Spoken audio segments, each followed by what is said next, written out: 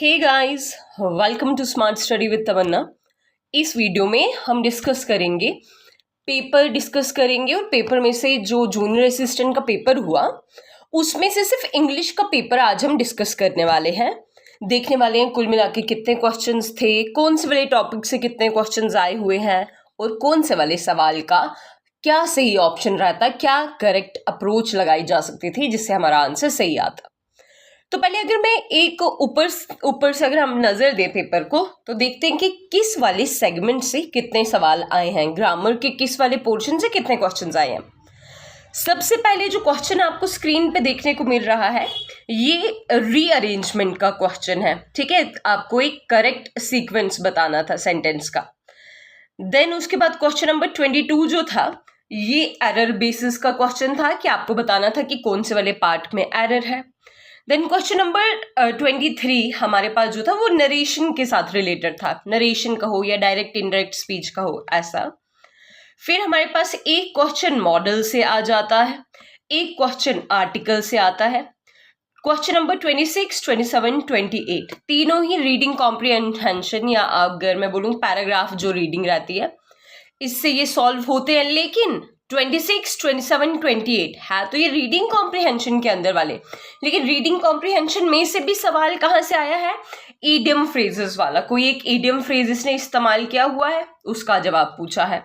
फिर प्रोनाउन के रिलेटेड पूछा है कि कौन सा वाला प्रोनाउन। मतलब कुल मिला के हर एक टॉपिक को एग्जामिनर ने कवर करने की कोशिश की है। और 28 जो रीडिंग कॉम्प्रिहेंशन में से ही क्वेश्चन आता है वहां पर इसने होमोनिम्स और होमोफोन्स के बारे में पूछा है, पैराग्राफ से ही अगेन। 29 में ये पंक्चुएशन के बारे में पूछता है।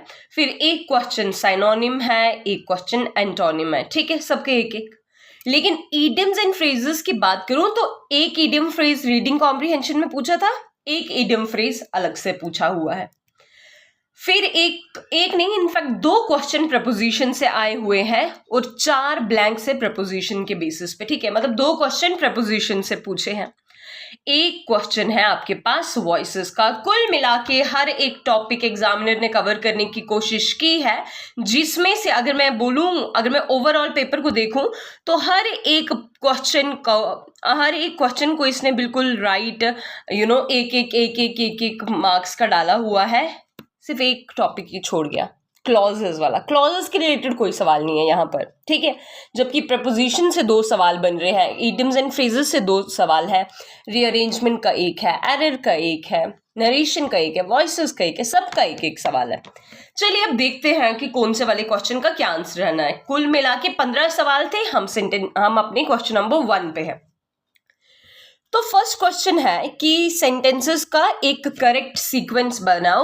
आपके पास एक हैफेजर्ड मैनर में सेंटेंसेस दिए गए हैं, वही हर पेपर की कहानी PQRS आपके पास दिया हुआ है।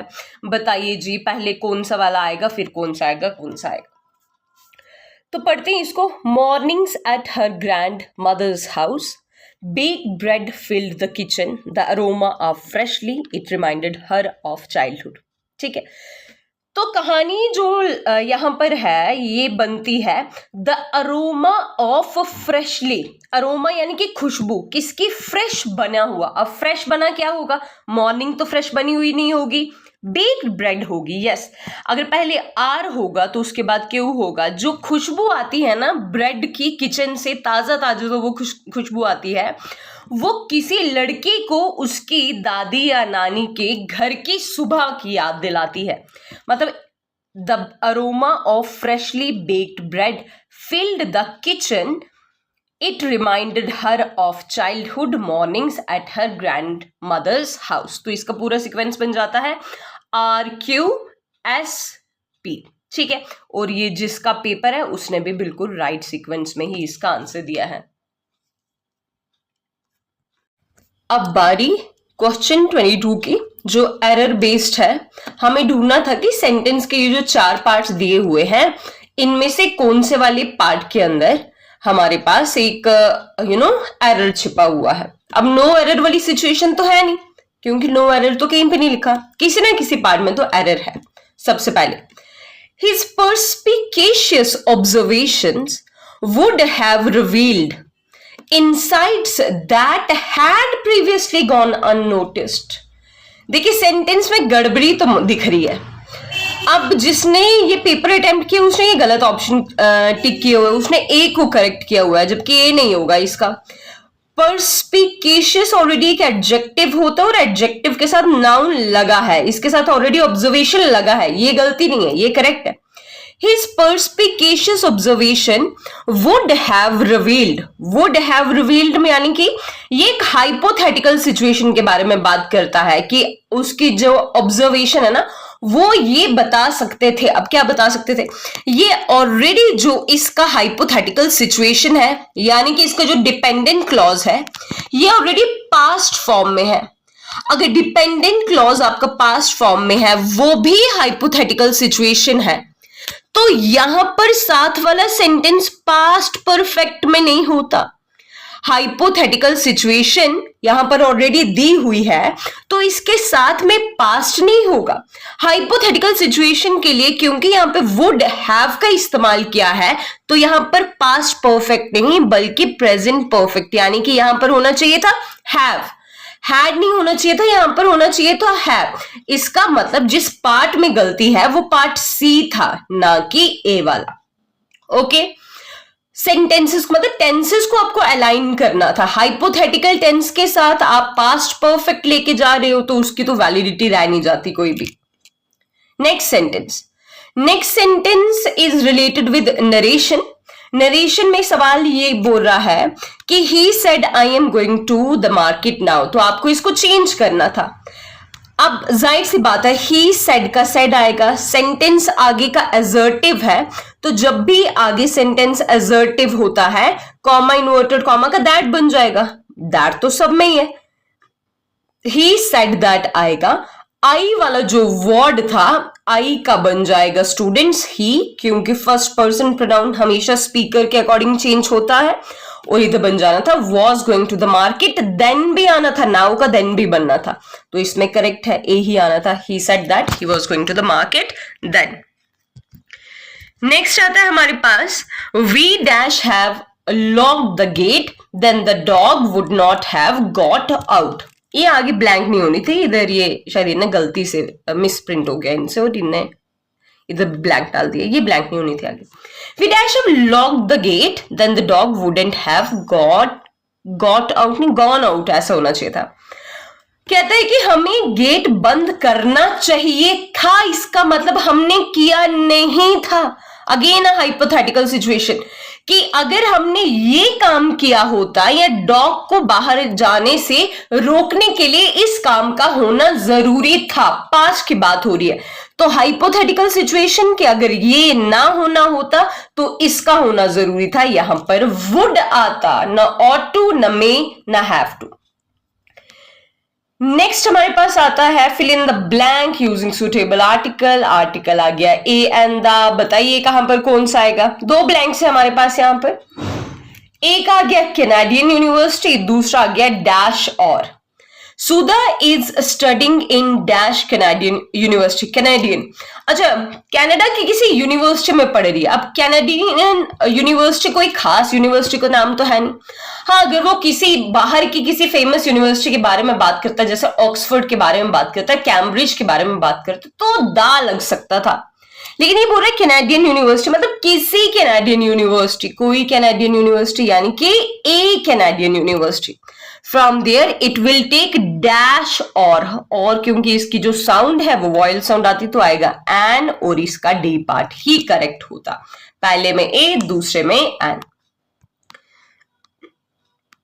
नेक्स्ट 26, 27, 28 ये सारे के सारे पैराग्राफ बेस्ड है। लास्ट वीकेंड माय फ्रेंड, देखो मैं हमेशा बोलती हूँ स्टूडेंट्स को कि जब भी आपको रीडिंग कॉम्प्रिहेंशन करना है ना सॉल्व, तो पहले आप क्वेश्चंस को पढ़ो। क्वेश्चन से मैक्सिमम टाइम इजीली हमारा रीडिंग कॉम्प्रिहेंशन हो जाता है, क्योंकि पैराग्राफ को रीड करने में टाइम लगता है, पहले हम क्वेश्चंस पढ़ लेते हैं। यहाँ पे लिखा है पीस ऑफ केक, अगर एक बच्चा पीस ऑफ केक को ना भी पढ़े ना, स्टूडेंट्स की पैराग्राफ को ना भी पढ़े वो तो भी इसका आंसर दे सकता है। पीस ऑफ केक क्या होगा, क्विर्की एक्सपीरियंस, स्टर्नस टास्क, फसाइल टास्क या बिजार टास्क। क्विर्की, स्टर्नस, बिजार, इन तीनों का ही मतलब होता है ऐसा काम जो इजीली नहीं होगा। जिसको काफी ज्यादा मेहनत लगेगी। देखो क्विर्की, क्विर्की और स्टर्नस, चाहे आपके पास वर्ड है क्विर्की, क्विर्की वर्ड का मतलब हमारे पास होता है अजीब सा, अजीब सा मतलब पिक्यूलर बोलो या स्ट्रेंज बोलो, कुछ भी बोल सकते हैं।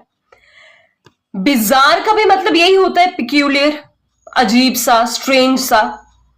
स्टर्नस का मतलब होता है ऐसा कोई काम जिसमें बहुत ज्यादा आपको मेहनत करनी पड़ती है, चाहे मेंटली आप एग्जॉस्ट हो जाओ, फिजिकली आप एग्जॉस्ट हो जाओ, लेकिन आपको मेहनत करनी पड़ती है। फैसाइल टास्क होता है जो इजिली हो जाता है। तो पीस ऑफ केक, हमारे लिए अगर कोई काम है पीस ऑफ केक है, मतलब वो इजिली हो सकता है, इसका आंसर रहता है सी वाला पार्ट। ठीक है, तो ये देखो ये वाला मैंने डायरेक्टली सी पार्ट बता दिया without looking at the comprehension, without looking at the paragraph. Next बोला है कि प्रोनाउन कौन से यूज नहीं हुआ पैराग्राफ में, इसके लिए पढ़ना पड़ेगा और हमें होमोफोन बताना है, इसका भी हमें रीड आउट करना पड़ेगा। Last weekend, my friend and I decided to go for a hike in the mountains. देखो उधर सवाल पूछा है कौन सा प्रोनाउन इस्तेमाल नहीं किया है, तो हमें प्रोनाउन के ऊपर ज्यादा फोकस रखना है। माई इस्तेमाल हुआ, आई इस्तेमाल हुआ है, वी इस्तेमाल हुआ है। Bags with essential and started early in the morning. As we were walking, we came across a beautiful stream. The sound of the water was very soothing. My friend said, "This is so peaceful." I agreed and we sat by the stream for a while. Suddenly, we heard a rustling sound. I turned to my friend and asked, "Did you hear that?" देखो, my भी हो गया, I भी हो गया, we भी हो गया, you भी हो गया, we हो गया है, they, we, और देखते हैं कि बाकी वाले प्रोनाउंस, अभी we का हमें पता लग गया है कि we तो काफी ज्यादा हो गया है, बाकी वाले प्रोनाउंस देखते हैं। They nodded, they भी इस्तेमाल हो गया, and said, "Yes, I did. Let's go check it out." When we got up to continue our hike, we saw a steep hill ahead.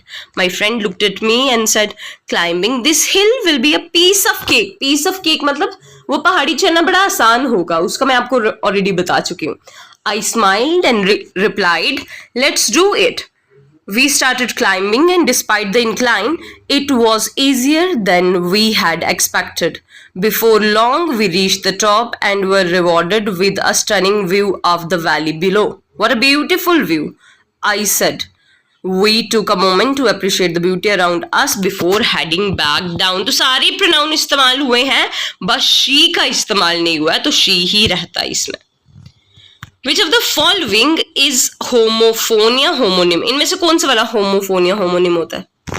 तो आपने देखा होगा कि होमोफोन होते हैं जिन वर्ड्स की साउंड सिमिलर होती है, तो हियर का हियर होता है, GRE होता है, HAIR होता है, तो ये हमारे पास बन गया स्टूडेंट्स एक होमोफोन। ठीक है, नेक्स्ट पे चलते हैं। बोलता है select the sentence with the correct punctuation. Punctuation correct होनी चाहिए। जया सेड कॉमा, अच्छा जब भी कोई किसी से कोई बात कहता है ना, उसके बाद कॉमा जरूरी लगता है, हालांकि दो से COD में लगाया इसने कॉमा, और A में भी लगाया, B में लगाया, फिर उसके बाद का लेटर कैपिटल होना चाहिए। कॉमा इन्वर्टेड कॉमा के बाद की जो भी बात होती है वो कैपिटल में होनी चाहिए।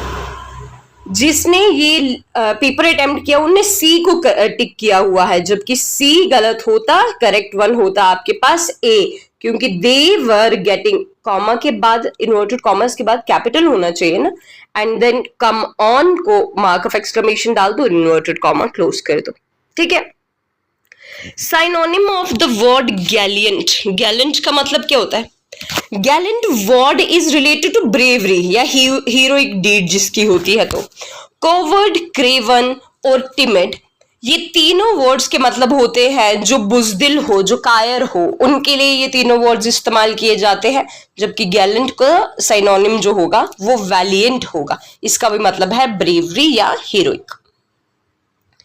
नेक्स्ट, एंटोनिम इडियोसिंक्रेसी का एंटोनिम क्या होगा? इडियोसिंक्रेसी का मतलब पता क्या होता है कि एक इंसान का मूड, मतलब जब नॉर्मली वो कुछ होता है लेकिन कभी कभी वो बड़ा अजीब सा बिहेव करने लगता है, वो तो होता है इडियोसिंक्रेसी। इरेटिसिज्म का भी मतलब अनप्रिडिक्टेबल बिहेवियर होता है। ऑडिटी एंड पिक्यूलियरिटी, ये दोनों ही अजीब वाले बिहेवियर है। उसने बोला एंटोनिम, एंटोनिम सबका मतलब इडियोसिंक्रेसी से जा रहा है, लेकिन कन्फॉर्मिटी का मतलब होता है एक इंसान जिसका नॉर्मल बिहेवियर हो, नॉर्मल अप्रोच हो चीजों को लेके, है ना। राइट टाइम पे उसको पता है अभी मेरे थॉट्स कैसे हैं, मुझे अपने कैसे थॉट्स को एक्शंस के साथ अलाइन करना है, तो वहां पर हमारे पास इडियोसिंक्रेसी का एंटोनिम हमारे पास आ जाता कन्फॉर्मिटी। ठीक है।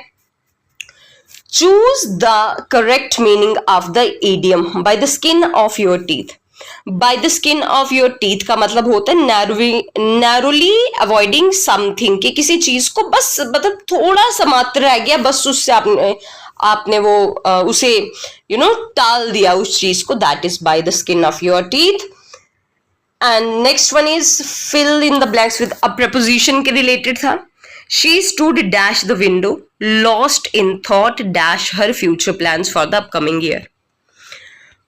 कोई लड़की है वो विंडो के साथ खड़ी होगी, साथ का मतलब बिसाइड नहीं है, बिसाइड का मतलब हो गया ये साथ में खिड़की खड़ी है और ये साथ में आप खड़े हो, मतलब साइड टू साइड, वो बिसाइड है। लेकिन अगर आप खिड़की के पास खड़े हो तो you will use the preposition by।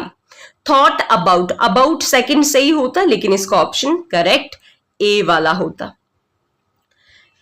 Next हमारे पास आएगा the team work tirelessly dash the guidance of their coach to improve their performance dash the challenging season. तो इसका सी आता, पहले में आता अंडर द गाइडेंस और दूसरे में आ जाता ड्यूरिंग। लास्ट क्वेश्चन था वॉइसेस से, यहां पर क्वेश्चन है they are organizing a farewell party next week, तो इसका बन जाएगा क्योंकि यहाँ पे डायरेक्ट ऑब्जेक्ट जो है वो है ए फेयरवेल पार्टी, सेंटेंस शुरू हो जाता a farewell party is being organised by them next week. बस ये रहता है इसका आंसर बी वाला। ओके, तो ये थे हमारे पास जूनियर असिस्टेंट के कुछ questions. See you in the next lecture.